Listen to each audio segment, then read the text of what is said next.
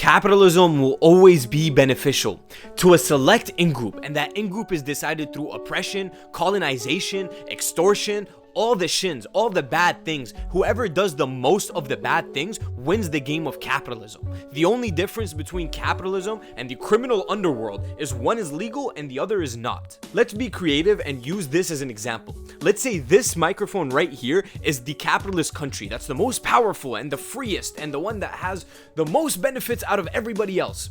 They're getting those benefits and that freedom and all these benefits, all these great things from these people here, so far removed from where this country is. They're gonna extort everything and take away as much from these people as possible. Slowly, these people are gonna run out of things to extort. They're gonna run out of resources. They're gonna run out of people. They're gonna move a little bit closer to these people, and then to these people, and then to these people, and so on and so forth, until they get to a point where there's nowhere else to take anything from except their own place, their own land. And that's when we start seeing things in the country where everything is supposed to be so great and powerful and number one.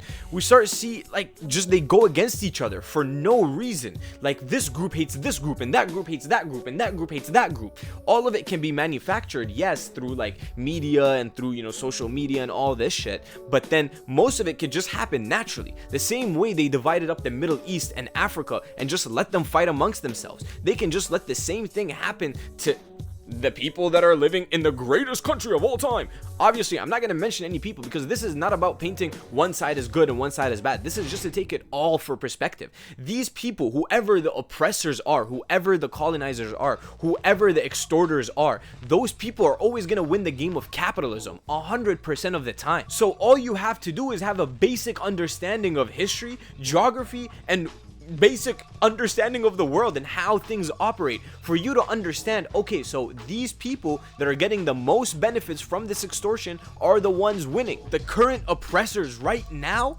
are the people that we can point to and say they're billionaires and Zionists. Those are the only two groups of people that are actively committing harm to the rest of the world in order to benefit themselves. And these people are not confined to a race or a religion. The only connecting factor is that they chase profit, and that's it. Well, profit and power, to be honest. Everything else is just a side benefit. Do you seriously think they're doing all this because they have a hidden cabal where they just want to do some freaky deaky stuff?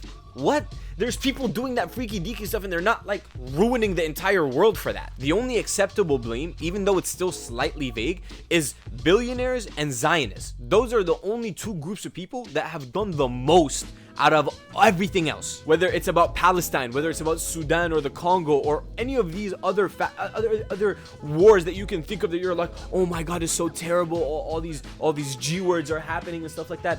It's always those people. It's always those two groups of people. There's nobody else to blame. There's no immigrant to blame. There is no LGBT to blame. There's nobody else to blame. I don't want to be pretentious, but you either have to have zero understanding of history, zero understanding of pattern recognition. You have to have zero IQ to not recognize who the oppressors are. If you still blame any in-group, any other random group, then you're just lost, and you need to take a second to maybe log off the internet or touch grass. Go connect with someone that you think you might hate. Go find somebody that from a group that you might hate and go connect with them. Find something in common with them. If I lived during the Arab slave trade or any other oppressive thing that the Arabs have done, my people, you think I wouldn't have stood up? If I have this mentality now, I would like to think that I would also have this mentality then. I'm getting so sidetracked though. Look, TLDR, capitalism is beneficial until it's not, because resources are finite.